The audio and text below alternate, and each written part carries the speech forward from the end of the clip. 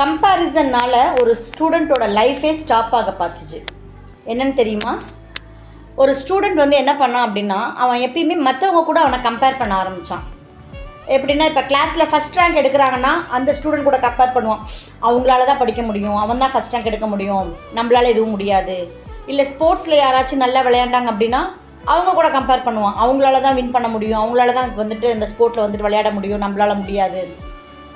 எல்லா விஷயத்துலையுமே ஒரு பையன் டான்ஸ் ஆடினாலோ இல்லை ஒரு பையன் பாட்டு பாடினாலோ யார் என்ன பண்ணாலுமே அவன் மற்றவங்க கூட கம்பேர் பண்ணி அவன் என்ன மறந்துட்டான்னா ட்ரை பண்ணுறதையே மறந்துட்டான். அதே மாதிரி அவங்ககிட்ட என்ன டேலண்ட் இருக்குங்கிறதே அவன் வந்துட்டு யோசிக்கவே இல்லை. அதை அவன் வந்துட்டு என்னன்னே கண்டுபிடிக்கவே மறந்துட்டான்.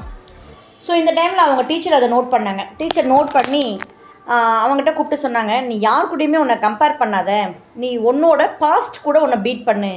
நேற்று நீ எப்படி இருந்தியோ அந்த நேற்று கூட நீ பீட் பண்ணு. நேற்று 5 மார்க் எடுத்திருக்கியா, இன்றைக்கி 6 மார்க் எடு.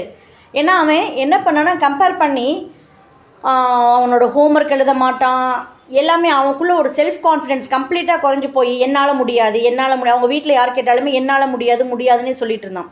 ஸோ அவங்க டீச்சர் சொன்னது என்னென்னா, உன்னால் முடியாது, ஓகே, நேற்று நீ என்ன வாங்கினியோ அந்த நேற்று கூட நீ கம்பேர் பண்ணு. உன் கூடயே நீ வந்துட்டு போட்டி போடு, நீ வேறு யார் கூடயும் போட்டி போட வேணாம். நேற்று 5 மார்க் எடுக்கிறியா, இன்றைக்கி 6 மார்க்குக்கு ட்ரை பண்ணு, நாளைக்கு அது அடுத்த மார்க்குக்கு நீ ட்ரை பண்ணு அப்படின்னு சொன்னாங்க.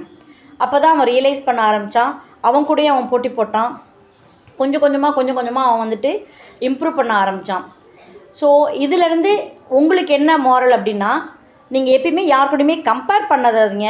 கம்பேர் பண்ணுறதை ஸ்டாப் பண்ணிவிட்டு இம்ப்ரூவ் பண்ண ஸ்டார்ட் பண்ணுங்கள். உங்களோட நீங்களே போட்டி போட ஆரம்பிங்க. அப்போ தான் வந்துட்டு லைஃப்பில் சக்சீட் ஆக முடியும்.